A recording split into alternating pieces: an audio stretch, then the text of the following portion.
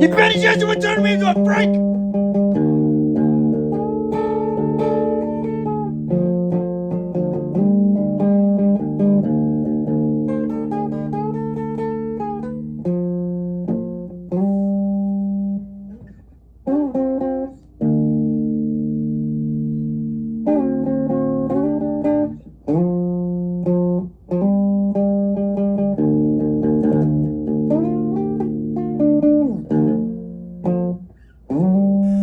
Get on the fucking spaceship! We're going to the Oscars! First stop, it's gonna be like a gas station on the way to a better planet. Welcome to the Jordan Leer program. I watched the Oscars. I gotta quit doing that shit. I gotta quit watching the Illuminati Awards. I always think I fucking got it figured out. I think I got it figured out this time too. You know what they did? You know what they do? This award season, they always hit you with these big events at the tail end of like the previous year. And it starts with the Super Bowl. You start on the right. You start on the right. You bang that fucking drum with Taylor Swift. You get everyone pissed off. You fucking drink a bunch of Bud Light. You start on the right. Okay? Start on the right. You put Shane Gillis on SNL. You do all this fucking cool shit, okay? And then you start at the Golden Globes with the art season. You know? You start art season with the drinking show, with the movie award show where they can get drunk, you know? And you shift over to the left. Lefto. Look at these hands. Across multiple dimensions. Yeah. And it's fine. I just want cooler fucking movies. The fucking handful. I'm proud of myself for not watching all the nominated choices this year. I'm proud of myself. Missed a couple. Watched Poor Things right before the fucking award show started, and I was happy for that I tried binging a couple things. But I'm happy I didn't watch all this shit. It suck, man. The shit's not good. I don't know.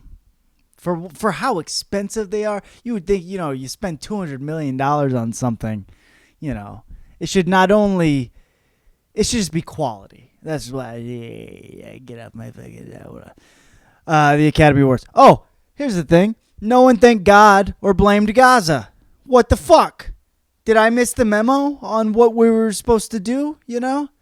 LA's great because it's a big agree culture. Like, you don't have to have an opinion about everything. I fucked that up. I'm going to take that back, okay? LA is a great culture to exist in because it's easy to live there. If you move there, all you have to do is just agree with everyone. You don't even have to have a fucking opinion on anything. Nothing. You just say, yeah, I fucking agree. They fucking agree with themselves so much that they don't even say anything anymore. They have nothing to fucking... And that's what... Dude, it used to be you go up at the Academy Awards and you're like, fucking, best winner for best picture this year is Jordan fucking Leer because he got a big-ass dick.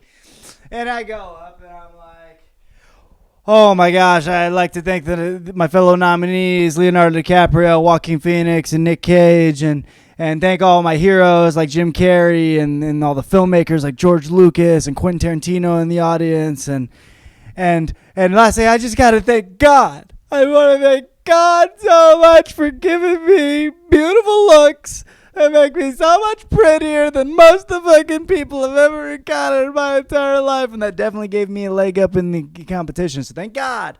Thank you, God, for giving me this piece of art that I only had to work for like an hour for the whole fucking year, and I got $1 million, you know? Thank God I get to do that so I can do a bunch of fucking blow while I bang a bunch of hookers and then blast all my fucking money away in the Hollywood Hills, and then I fucking wake up one day and I'm not taking care of my kids, and Jennifer Gardner, James Gardner's daughter, who I'm married to because I'm Ben Affleck, she comes and she's like, what the fuck, dude? And I'm like, fuck you. You said it's over. And she's like, yeah, I know it's over, but you still got to fucking take care of your kids. Just because we get divorced, you still got to have responsibilities. You know, we have a bond forever that we're going to have. And he's all on fucking blow and hungover because the alcohol really just bleeds you out all over and makes you feel like you need to eat, but you can't eat. So he's like, all right, fine. Because he gets all fucking sad. He looks at the fucking, the chick that he was banging, that he left Jennifer Garner for, and she's not even there. And he's just coked out of his fucking mind. She's gone, and he can't get his dick hard anymore because he did so much coke, and he's fucking just crying. And she shows a picture of his kids, and he's like all alone. And he's contemplating how he's gonna die one day, probably. And he's like, "Fine, could you give me a ride?" And she gives him a ride, even though they're fucking divorced and she's done with him. And he's like, "Can you take me to Carl's Jr. Jack in the Box or whatever?" I forget which one. And they stop, and there's video of it. There's video of him. There's video of Ben Affleck in the back of her car going, "I don't care. I don't care." And it's her being like, Jesus Christ, you have so much on the table. And he's being like, I don't give a fucking fuck. This is bullshit. This is all bullshit. That's what the Illuminati can do for you. Okay? That's what it can do for you. Okay?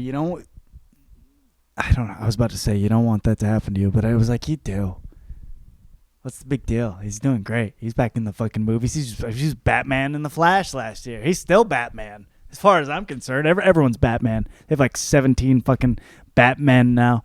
Oh, Ben. I love Ben Affleck. Good actor. I don't really care for Argo, though. What was I saying? No one, thank God, I brought up Gaza. Dude, I thought... Okay, I don't know, man. Whatever. I'm not even going to fucking... I'm going to quit picking on these LA people who pretend... It's like, I don't know, they post about all these fucking issues, and I'm like, do you really care? Not that they're not important. I'm like, but do you guys fucking really care about this shit? And then they go at the award show, and it's like everyone gave them a fucking memo that they're like, hey, shut the fuck up about Gaza, Palestine, Israel, fucking Hamas, Iraq, Afghanistan, 9/11. Who just don't fucking bring it up this year one way because you don't know which side you really support anyways. And everyone's like, you're right, thank you. Well, they're like, no one's going to do it though, right? Because I don't want someone fucking running up there and being like, hey, and getting this huge ovation because they're like, hey guys, we know it's a layup if you want to go up and be like, what about the people? Let's call for a ceasefire. You know, like, tell me, I can't believe one actor didn't go up there and say, if we all just stop being in the movies, then they will stop shooting each other and killing babies. And no one did that because if anyone did, it would have been a huge thing and it maybe would have elevated their career. And they're like, no, fuck that shit because we're not doing it one after the other. We got the fucking wrap it up music, man. Don't you go up and say, ceasefire. No, you fucking shut the fuck up, okay? And then a couple people were like, all right, I'm not going to pick Israel. I'm not going to say it. I'm going to go up there, but when I do my speech, I'm going to say, thank God. And we all know which one I'm talking about. And they're like, don't even fucking do that because then you know. No one called for a ceasefire at the Oscars. No one. Not one fucking person. And actually, I don't know if that's true. I think one guy might have, but it was kind of... He did it right at the end. He snuck it in there. You can tell he's about to get blacklisted on all fucking Hollywood, you know. They're like, I know no one made a big deal out of it, but still, you don't follow orders, you fuck. You don't follow orders in the naughty, you kicked out. Ben Affleck followed orders, okay? He did that coke. He went to Carl's Jr. or Jack in the Box, whatever. I get it, dude. That's what I do. I've done that hungover as fuck. I've been to that one that I don't know, Malibu he's been to. Anyways, you fucking follow orders if you want to be in the naughty, okay? It's called naughty ice, not naughty light. This ain't Illuminati light. This is Illuminati nice. Motherfucker.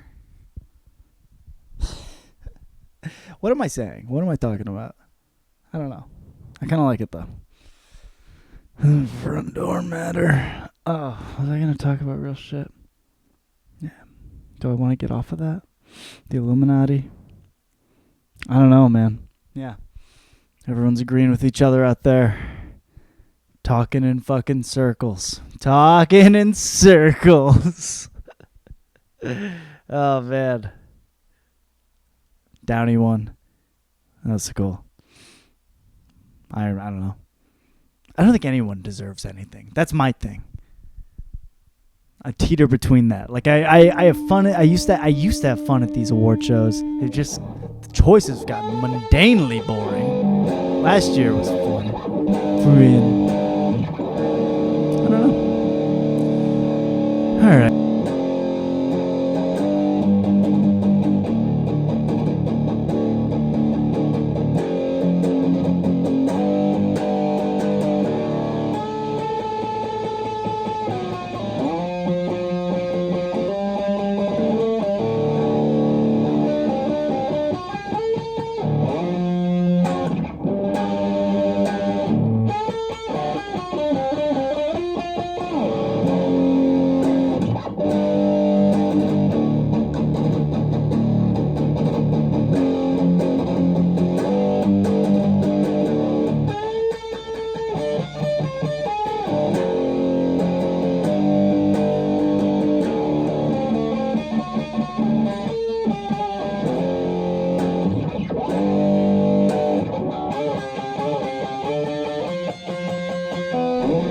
Welcome back to the program. As always, sponsored by Play It Again Sports, who won't give me money, okay?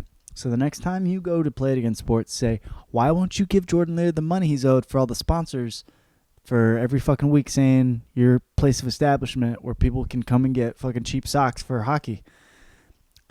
And look them in the fucking eyes. And they're not going to have a goddamn idea what you're fucking talking about, okay?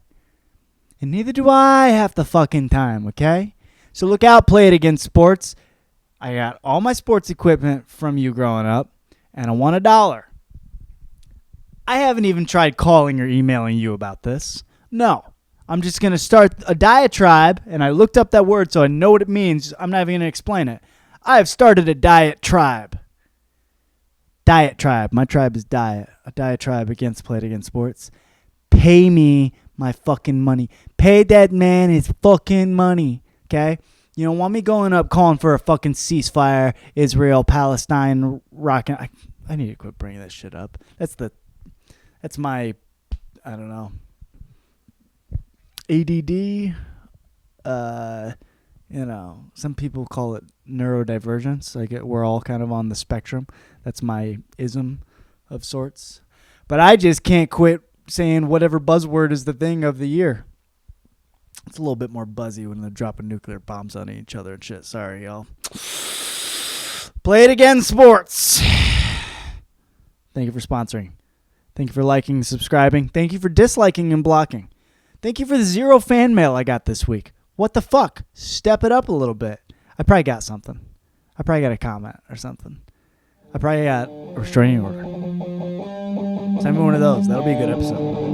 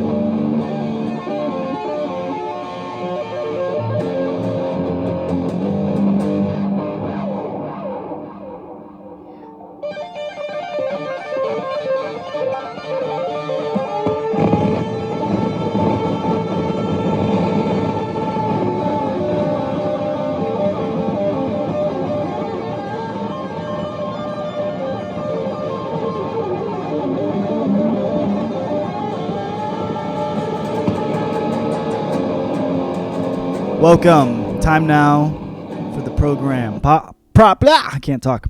Program proper.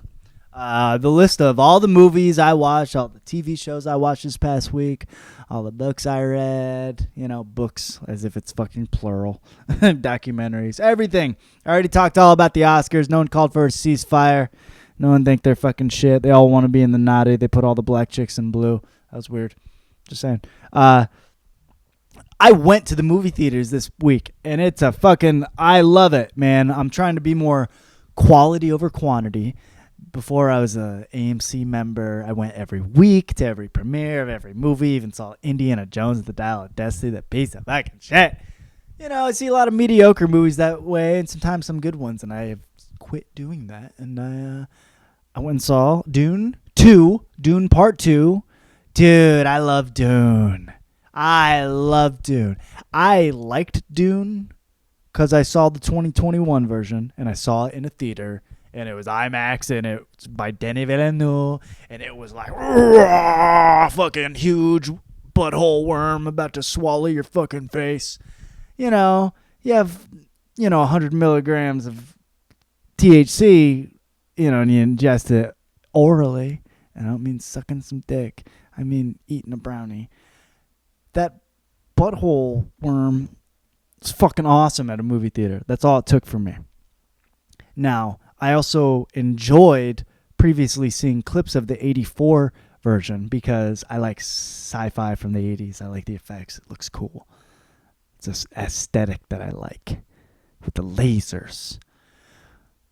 Now, I rewatched the first one, and then I did a little research, and going into the second one, I was pumped for Dune. Even though I liked it, and like Star Wars based on, the book, it pulls a lot of its shit from there about the sand planet. But most importantly, the spice. Because what really makes it interesting is drugs. Yeah, dude. The whole fucking... The main thing they're after in Dune is spice, and it makes their eyes blue, and it makes them hallucinate. And also, they use it to travel through time and space. I'm still wondering how they do it, because they say they use it to navigate through it when they get all fucking high. And the main character, Damien Chazelle, Timothée Chalamet, dang dong, Timothée Chalamet, he's the main Dune.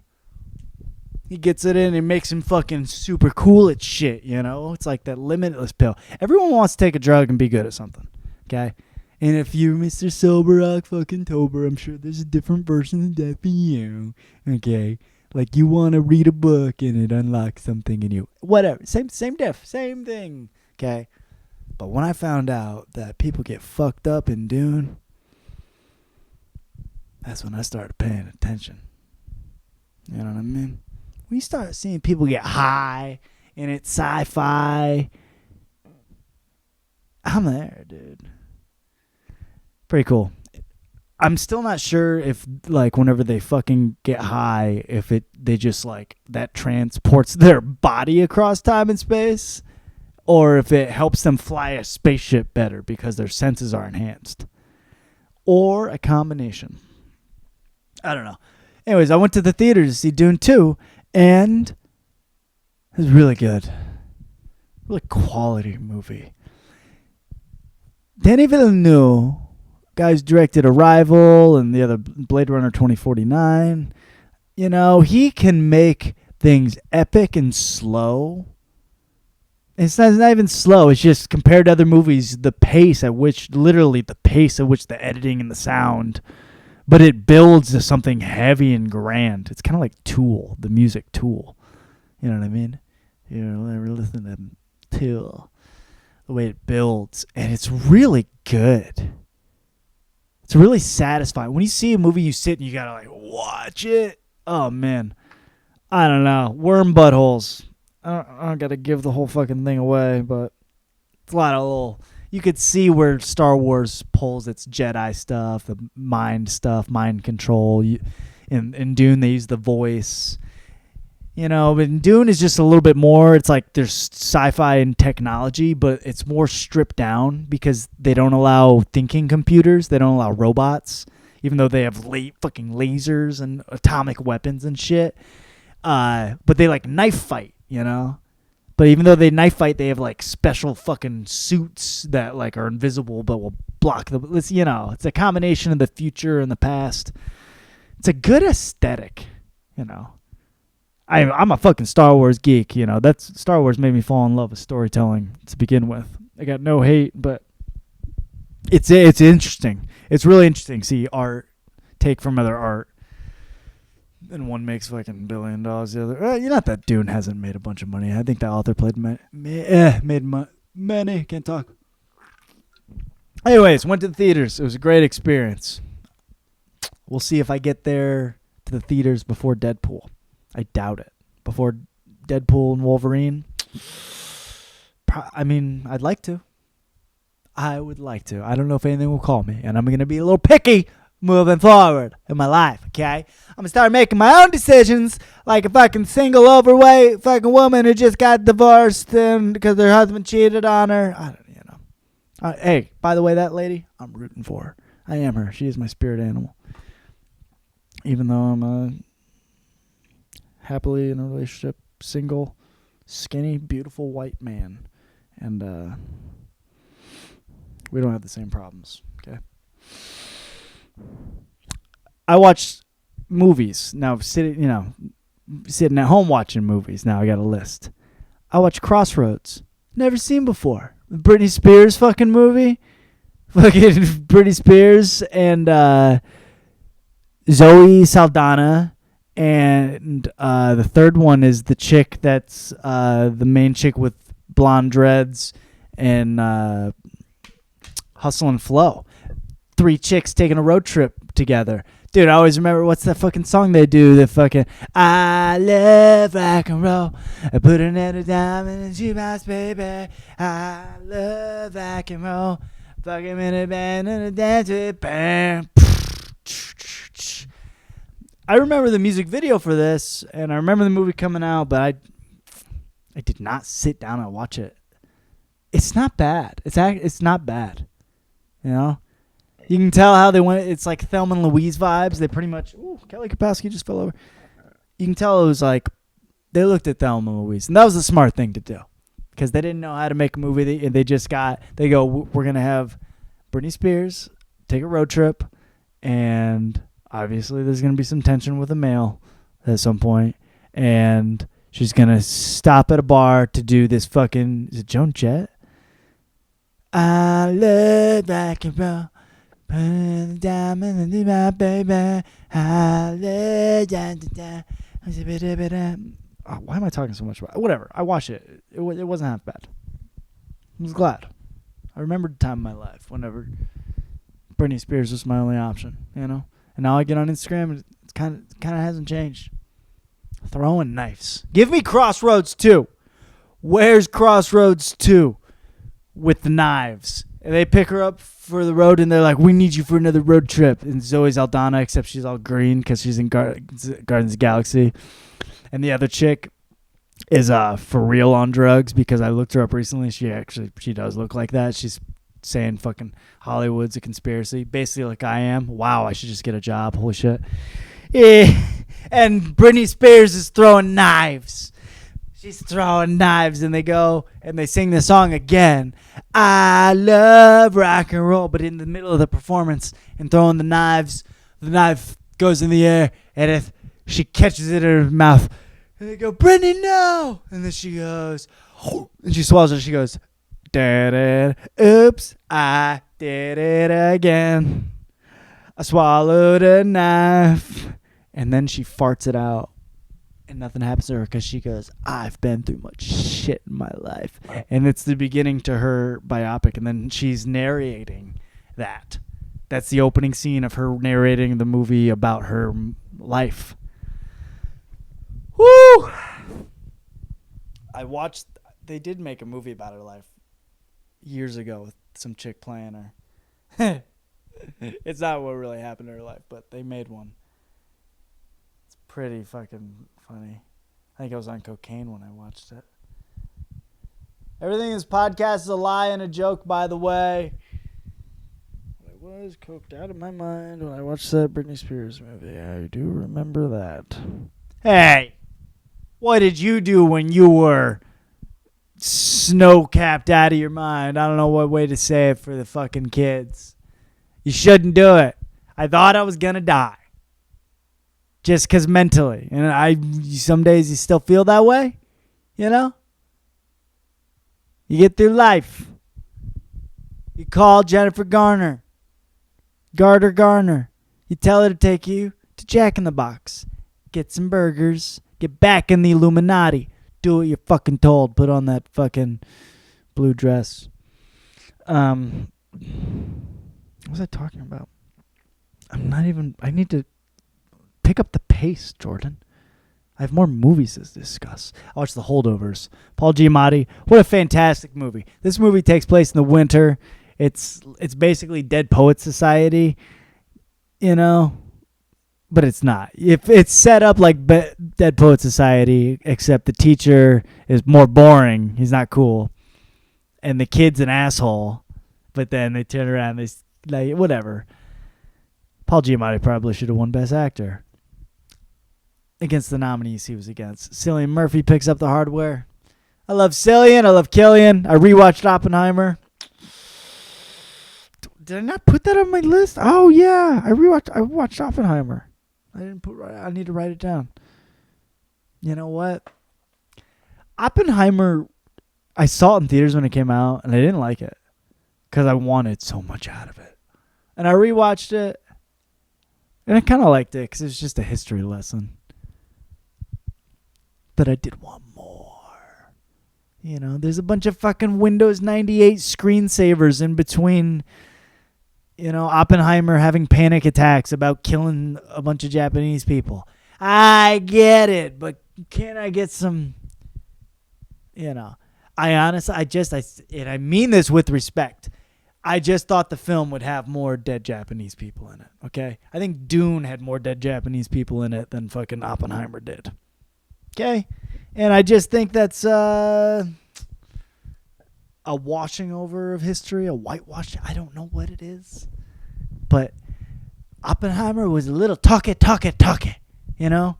As the great Adam Sandler says in fucking is it Billy Madison? Where he squeezes Veronica Vaughn and he's like, talky.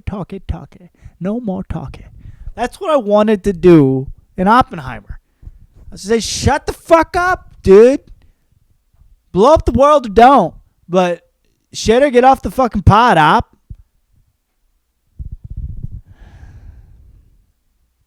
Watch Poor Things.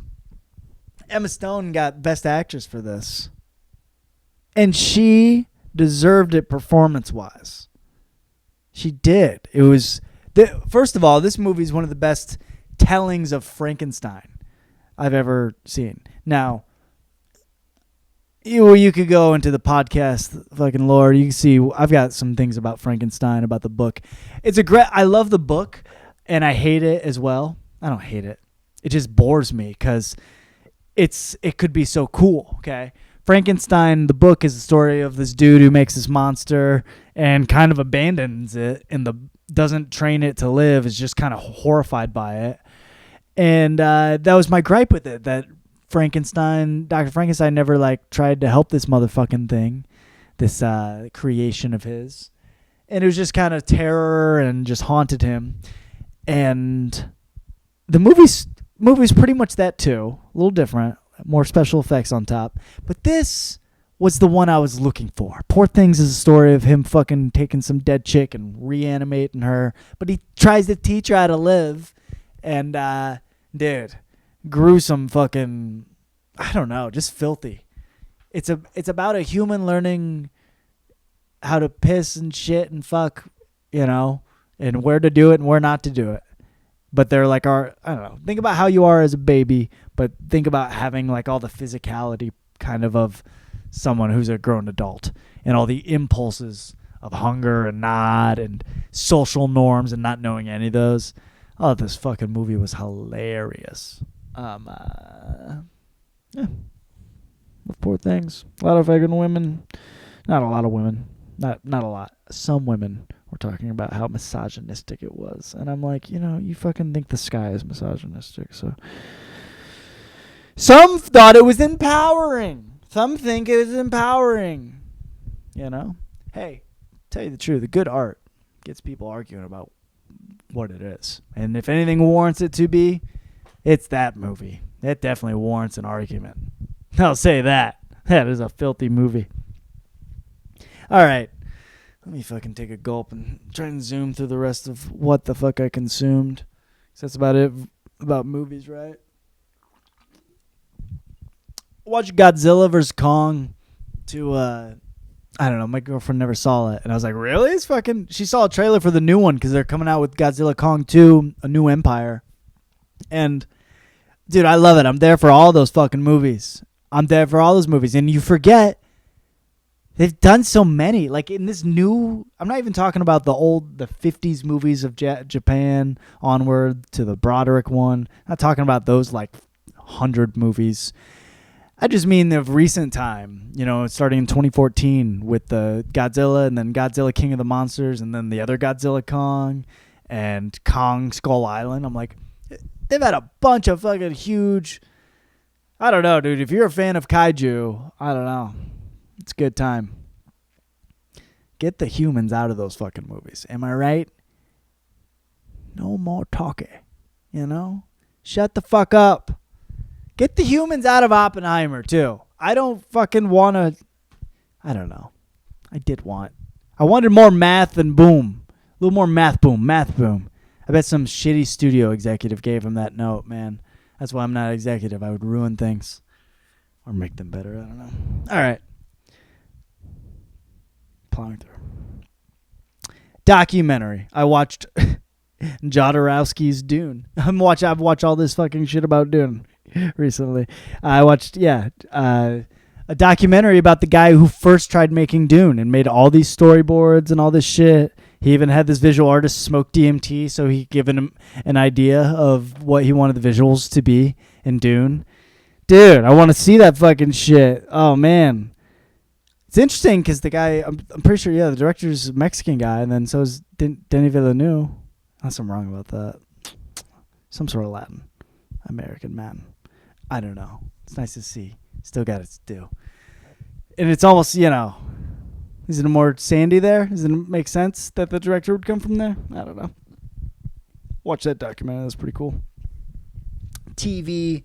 I watched a bunch of old X-Men stuff because, dude, I'm getting pumped for the new X-Men animated series. X-Men 97 is coming out. So I'm watching the X-Men Evolution. I watched Wolverine and the X-Men, the 2009 version.